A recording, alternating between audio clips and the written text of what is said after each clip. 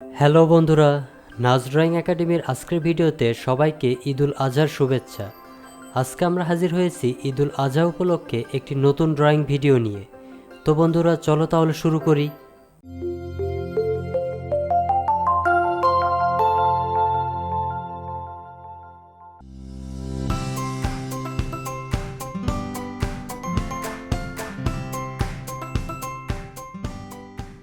এই ড্রয়িংয়ের জন্য আমরা একটি সাদা কাগজ, পেন্সিল, কলম এবং সাইন পেন রং ব্যবহার করব। আমরা চেষ্টা করব তোমাদের সহজভাবে ছবিটি আঁকিয়ে দেখানোর, যাতে তোমরা সহজেই আমাদের পদ্ধতিগুলো অনুসরণ করে কিভাবে সাইন পেন রং দিয়ে ড্রয়িং করতে হয় তা শিখে ফেলতে পারো। আশা করি ড্রয়িংটি তোমাদের ভালো লাগবে এবং শেষ পর্যন্ত দেখবে। আর হ্যাঁ, লাইক, কমেন্ট এবং শেয়ার করতে ভুলো না। আর সাবস্ক্রাইব না করে থাকলে অবশ্যই সাবস্ক্রাইব করবে।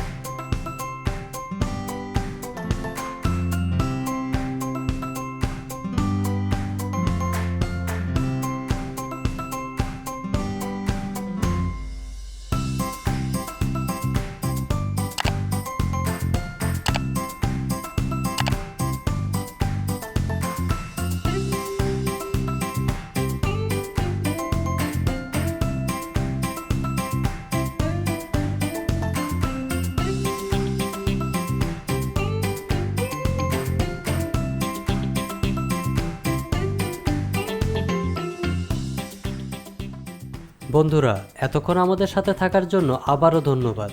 আশা করি আমাদের ড্রয়িং দেখতে তোমাদের ভালো লাগছে। যদি ড্রয়িংটি তোমার ভালো লাগে তবে লাইক দিতে ভুলো না। আমাদের চ্যানেলে এই রকম আরও ভিডিও আছে, চাইলে সেগুলোও দেখে আসতে পারো। আর তোমরা কোন ধরনের ড্রয়িং দেখতে পছন্দ করো তা আমাদের কমেন্ট করে জানাতে পারো। সবাইকে ঈদের শুভেচ্ছা জানিয়ে বিদায় নিচ্ছি। ভালো থেকো, সুস্থ থেকো, আর বেশি বেশি ড্রয়িং প্র্যাকটিস করো।